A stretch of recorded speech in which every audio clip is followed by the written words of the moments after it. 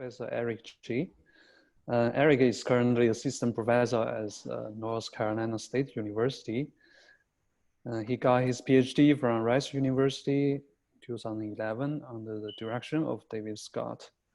He received an ASF Career Award in 2018 and an Auru Ruff Junior Faculty Enhancement Award in 2018. Currently, his research interests include statistical learning, numerical optimization, and their applications to analyzing large and complicated modern data in biological science and engineering applications. And today, Eric is going to talk about the co-manifold learning on incomplete data matrix. All right, let's welcome Eric. Thanks, Honor, and I want to thank the organizers for a chance to talk today. So this is joint work with Gal Michenet at UCSD and Rafi Koitman at Yale. And I'd like to start with the motivation. Okay, so in a lot of data, we have a data matrix, and we would like to simultaneously identify structure along the rows and the columns. Okay, so kind of a simple task that we might run into is the biclustering problem. So here we have a gene expression matrix. There are genes on rows and samples on the columns. And if we appropriately organize the rows and columns, we see that we get this nice checkerboard structure. So there are kind of clear groupings of tissue types or clusters. And then there are also clear gene clusters that are defining those tissue types. Okay, so this problem shows up quite frequently where we want to simultaneously identify row and column structuring.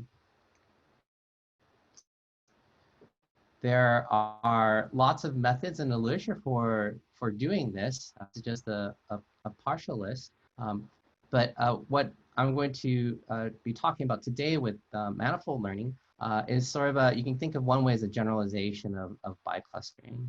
So I did do some work on studying the biclustering problem formulated as a convex optimization problem with Ginevra Allen and Rich Baranook at Rice. We'll be using this as an algorithmic primitive in the algorithm I'm going to be talking about now. Okay? But I want to tell you a little bit about the review process for that paper. Sort of led to, it gives a nice sort of summary and motivation for the method we're going to talk about today. One of the referees had a nice comment. I would add that in many real-world applications, there is no true fixed number of biclusters. The truth is a bit more continuous. Okay, so what I'm showing in the left-hand side in the heat map is a data set from cheminformatics. On the rows are various compounds. These are candidate drugs. And on the columns are different quantitative features. These might be structural, they might be activity related. And to tell you a little bit about this data set, the compounds, the rows, there actually is a natural physical linear ordering. My collaborator started with some base molecule and then started sequentially modifying that molecule. Okay, so with each subsequent modification, there's molecules along the continuum that are more similar to any given row. Okay. On the other hand, on the columns, the features that are being computed, these are usually computed off of perhaps some spatial features. So there might be some first initial calculation and then a secondary calculation based off of that. And so that induces naturally a cluster structure or correlation structure. Okay, so for this type of data set, the structure we might be very interested in trying to recover would be this continuum along the rows, yet at the same time identify clustering structure along the columns. And so the method we're going to be talking about that's going to be based on this convex biclustering recovers this row embedding, low dimensional row embedding in the middle panel, and then a low dimensional column embedding on the far right panel that preserves the structure that we're expecting, or recovers the structure we're expecting. Okay, so we call this approach co-manifold learning because we're going to try to find these row and column embeddings jointly and simultaneously. So I do want to quickly address why you might want to do things jointly, that why do co-manifold learning instead of just doing manifold learning on the rows and columns independently. Here's a kind of just a simple toy problem to think about. suppose we have a data matrix and we want to cluster the row vectors. Suppose we have 100, and then we have 10,000 columns. So each of the rows is a point in a very high dimensional space. And I have a very simple scenario here. Suppose I have, I'm trying to fit a 2-component equally balanced mixture of Gaussians, where I'm just trying to estimate the mean or location. So I have two very large parameters, mu and nu. So I have 20,000 parameters, but I only have 100 observations to accomplish the task. Okay, so this is not a very favorable situation, of course.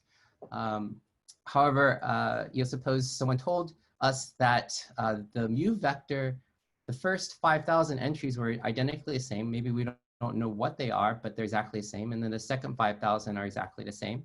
And then we also have a similar structure for the other mean vector nu. Okay. Now suddenly we have 100 observations and we have to estimate just 4 parameters. So when we have this extra information about, let's say, clustering structure along the columns, that could make identifying structure in the rows a little bit easier. So that's sort of the punchline about this. And you can think in the reverse case too, if you have structure about the rows that you can infer, that could make your job of identifying structure along the columns easier as well. Okay, so where does missing data come into play here? So far, everything I've discussed about is if we have a complete data matrix. Of course, it's not hard to imagine sometimes we might not be able to observe all the data. This could be not on purpose, but it could also be by design. So that cheminformatics data set I showed earlier, each of those entries in that matrix is the result of running some very intensive molecular dynamics simulations. So my collaborator might want to spend, let's say, 2 weeks instead of a month. Can he run just half of those experiments? And then given just half of those experiments, can we still get reasonable row and column embeddings? Okay. And one other comment I want to make is that the goal here is not necessarily to complete the matrix or impute the missing values. The goal here is we want to identify useful row and column embeddings. So the algorithm I'm going to talk about has 3 stages or 3 steps. In the first step, we're going to smooth the data matrices at different amounts of row and column smoothing or scales. Once we have a collection of smooth matrices, we're going to construct a multiscale row metric and a multiscale column metric. And then once we have a row metric, we can do some standard embeddings, and we can do the same thing, some standard embeddings in the column metric. So I'm going to describe these things in a little bit of not in the order that the steps are applied to motivate the procedure. Okay, so why do we want to compute these multiscale metrics? Well, in the whole reason why we're trying to find structures, we believe there's some natural or intrinsic organization of the rows and the columns. So a very simple case, for example, like in the cheminformatics data, we might say that under some appropriate representation, there's some linear ordering along the columns. Okay, so suppose there is such a linear ordering among the columns, and I'm going to permute so that it respects that, so that my rows are going to be smooth functions. So I'm showing here in the picture just a representation of, let's say, 2 possible rows, the ith row and the jth row, into 2 different colors. And I don't want to, let's say, do something naive and take just a straight up Euclidean distance. To the eye, these 2 rows look very similar. However, their supports are not overlapping, so I'm going to get a very large distance between the 2. But I can leverage this kind of prior belief that there is a correct kind of a reorganization of the columns so that the rows are smooth. So why don't I just apply a moving average filter and then take the difference between the 2? Now, after smearing out the 2 spikes, the supports are starting to overlap and the distance between the smooth copies goes down. And I can keep doing this. And as you can imagine, the discrepancy gets smaller and smaller. So the basic idea is that since I'm assuming that my signals under the appropriate reorganization kind of conditioned on the proper organization of the columns. If I smooth in a way that respects that organization, then the distances between the smooth copies at the different scales, they'll get smaller.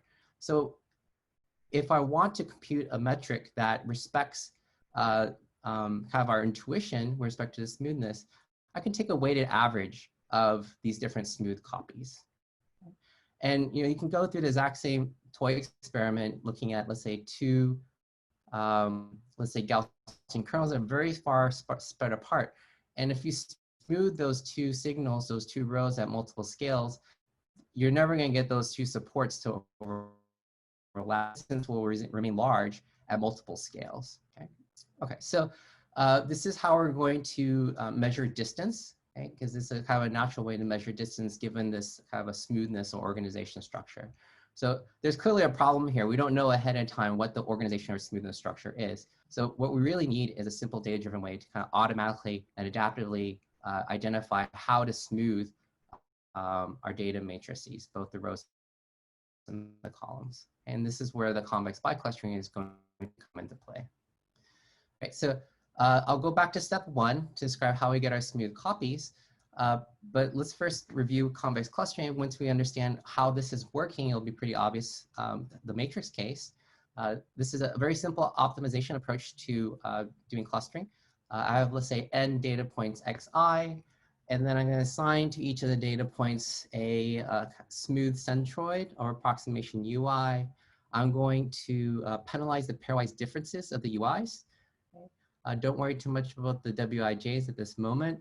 And then this tuning parameter gamma will trade off between kind of data fit and the number of unique centroids. Okay, so because the fit fusion penalties are non-differentiable, we'll get exact sparsity and pairwise differences if we smooth enough. So just as a quick sanity check of what this procedure does, I'm just going to solve this optimization for a simple case where I have these black dots and I want to cluster them. I'm going to solve the optimization problem and plot out the UIs. So as gamma gets bigger, it's more and more expensive for those cluster centers to be distinct. So there are still n UIs at this level of gamma, but there's only 3 unique values of them. Okay? And I can keep going, and eventually I'll shrink all of my centroids down to a single grand mean center. Okay? And you can see this is actually exactly what the qualities of the procedure that we want, because what these UIs are providing for us is a multi-scale representation of the data. That's basically what the tree is providing. Okay? So there's some other reasons why this is a desirable feature. It is a little more expensive than other clustering methods, but it has some nice numerical properties in terms of stability. All right, so what I would like to do is to build trees on both the rows and the columns. So what I'll do is I'll apply fusion penalties on both the rows and the columns and the pairwise differences. And going back to our expression data matrix, we can see what this procedure does. Okay, so if I increase my smoothing parameters, you can see that we will get sort of a multi-scale sequence of views of our data matrix. Okay, so eventually we'll smooth everything out. Okay. In the previous example, I just had one knob. I kind of fixed how much the ratio of row and column smoothing I'm doing, but of course you could smooth rows more aggressively or columns more aggressively. So what's nice about this framework is that it gives us a data adaptive automatic way of getting multiple ways of smoothing data matrix at different row and column levels of smoothness. So we're going to do this a bunch of times. This is not a computationally cheap procedure, okay? But we'll get multiple copies of our data matrix smooth. Okay, so how do we deal with the fact that we have maybe missing data? So that's another kind of reason why we turn to this optimization framework with the biclustering, is that you can slightly change the likelihood objective function that we're trying to optimize to introduce missingness. Okay? And then this becomes basically you need to solve a kind of a matrix completion version of convex biclustering. There's some other technical details I won't go into. You can look in the paper. In particular, we need to use folded concave penalties. We found that works better. However, at the end of the day, the overall algorithm is pretty straightforward. We just need to build a wrapper algorithm around the convex biclustering kind of algorithmic primitive. Okay, so it's a simple optimization problem, and so we can get it, the algorithmic procedure. You can show that it comes with some standard convergence guarantees. Okay, so once we have our bag of smooth matrices, so those are my U's, and then gamma L and gamma K are indicating kind of the level of row and column smoothness. I'm going to construct my, let's say, row multiscale metrics. And what I'll do is I'll construct these completed smooth copies of my data matrix, smooth at different scales, these X tildes, okay? And then I'm going to take a weighted combination of them. Okay? So the actual weight I have here, it's not this gamma L, gamma K raised to the alpha. That's not too critical. Okay? You just need something that will kind of emphasize whatever scale you're looking for. So in the context I've been talking here, it makes sense to emphasize the global structure. So we want to put more weight on the more smooth copies. We think that the less smooth copies are mostly noisy. Okay? But we can do this to construct the row metrics, and then we can also repeat that to construct the column metrics. Okay, and at this point, we're sort of home free. You can use whatever low dimensional embedding that procedure you'd like to use. So in the examples I'll talk about, and also the cheminformatics example I showed earlier, we use diffusion maps. Once you have the multiscale metrics, but you could use other embeddings if you'd like. Okay, so I'm going to finish with just some more toy examples. What I'm going to show next are two scenarios. One of them, in both of them, there are two sets of point clouds. There's a Z point cloud and a Y point cloud, and we're going to have an incomplete set of cross distance measurements. Okay? Distances between every pair of points in the Z cloud and the Y cloud. Well, not all of them, just half of them. And the goal here is, of course, the assumption is that there is some geometry among the Z point cloud and the Y point cloud. And I want to see if we apply our procedure alternative approaches, if we can recover the row and column geometries.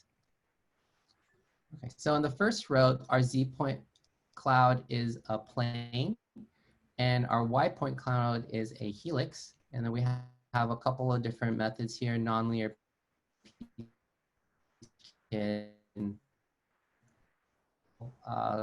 missing data, fast robust PCA on graphs. It also can handle missing data. It will also try to find a row and column embedding simultaneously, but it'll find linear ones. We also have diffusion maps, okay, which is applied independently on the rows and the columns. And then we have our co-manifold method on the right. And then the second experiment is pretty similar. The Z point cloud is again a sheet of points, and then our Y point cloud is just a mixture of 3 Gaussians. And I wouldn't be showing these if it didn't work well, but we have some other experiments too. You can look inside the paper, but you can kind of see that the co-manifold learning approach seems to do reasonably well. The other methods can do well too in some cases. So I'll just wrap up now.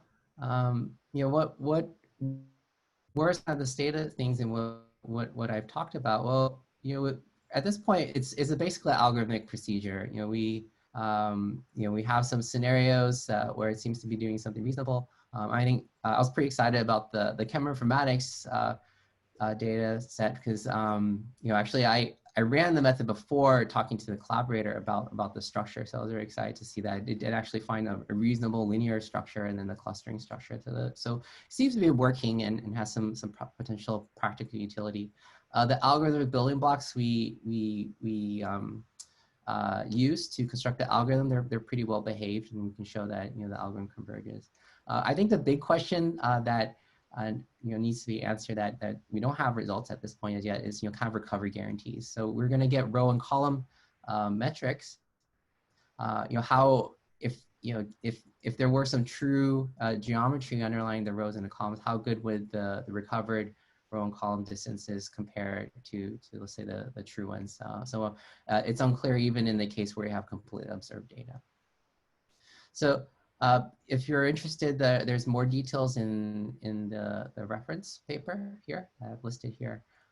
But with that, I think I'm out of time. So I want to thank you for your attention. Yes, thank you, Eric. Very interesting talk. From the audience, there's a question from Yiding. He asked, have you considered compared to prior work, including treelets and the multi-resolution matrix factorization? And he commented that this work seems very similar. No, I haven't. I'm not familiar with either of these works. So there were some other methods we looked at. So my co-author Gal, she did this tree-based model for both the rows and the columns. So this is almost a direct analog, and some of it was motivated by kind of replacing the algorithmic engine with something with better numerical properties. But I'm not familiar with treelets and matrix multi-resolution matrix factorization. I'll follow up with this afterwards. Thank you. Yeah, thank you. Actually, I have a question. This is a very nice result about the matrix co-biclustering. Have you thought of say, using this idea to the tensor or the higher order clustering? Yeah, so I have some work on convex clustering work. It's been in review for a long time, but that one's also a pretty straightforward extension of the biclustering case. In that one there is some guarantees on recovering the clustering, so that's kind of new based on the matrix case. I am working currently with Gal on a tensor version of this co-manifold learning. The big bottleneck is the computation. Even for the matrix case, is not, it's very computationally expensive, like writing for loops around loops of algorithms. But that's the current state. I see. Oh, thanks. Yeah, another question I have in mind. Actually, I asked this question for Professor Dunstan earlier. Yeah, for these two clusters, they have to be different at some level to make sure the algorithm works, right? So my question would be, how different they should be to ensure the algorithm work? Yeah, again, for the clustering case in the co-clustering paper, there is an assumption about kind of a minimum distance that you need between the clusters to be able to recover the clustering assignments. Your paper with Will, right? Will with yeah. That's the paper. I read that paper. Yeah. We provided the high probability results on the co-clustering assignments. So. Okay. Yeah. Thank you very much for your for your answering these questions. Is there any other questions from the audience?